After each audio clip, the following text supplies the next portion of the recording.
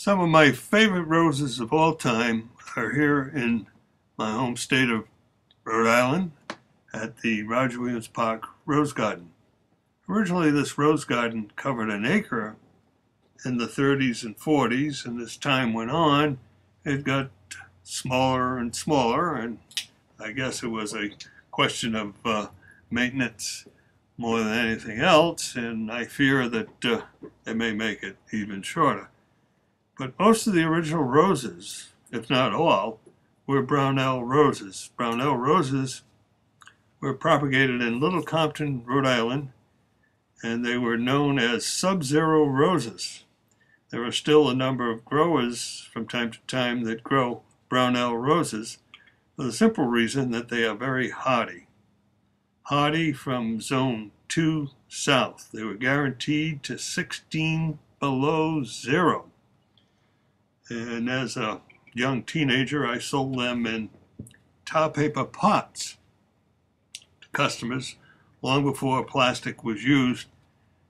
And my favorite of all time is here in this garden. It's curly pink. We'll see that a little later. Now, some of these roses are the new bush type roses and knockout type roses that have replaced the old Brownells, but still we have a few left over, which we'll see by the end of this video. Roses need to be pruned. Now, this is a good time of the year. Here we see a few dead branches. Quite frankly, they shouldn't be there.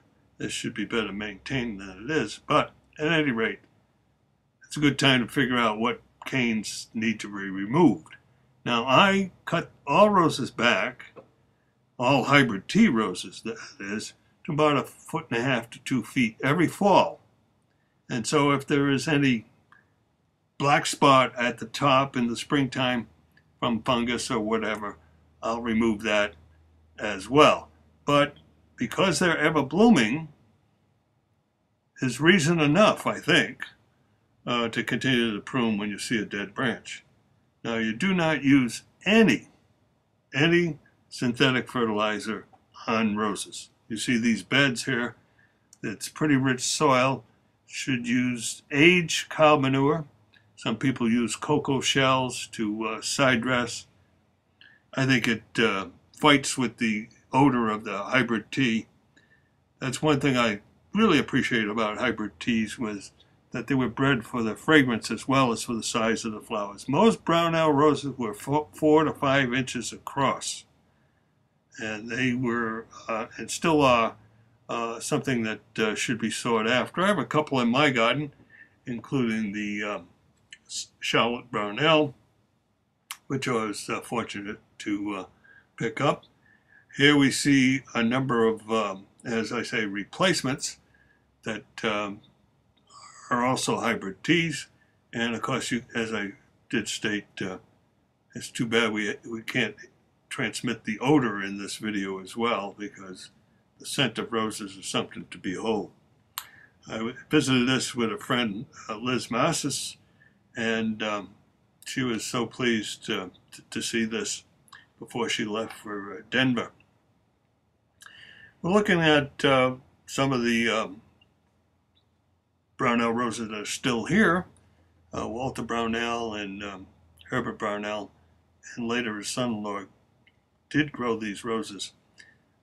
Here we're looking at the Charlotte Brownell, which was named after his daughter. And of course we have a couple of more here that we'll see shortly, including the lily ponds and the curly pink.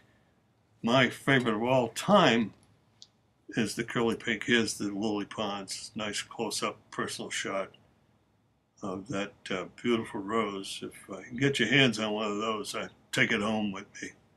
It's just one of the beautiful roses that they were all beautiful roses, but as I said, my favorite is the curly pink, which we'll see coming up here, right here toward the end of the video. So that's it from Roger Williams Park in Providence, Rhode Island.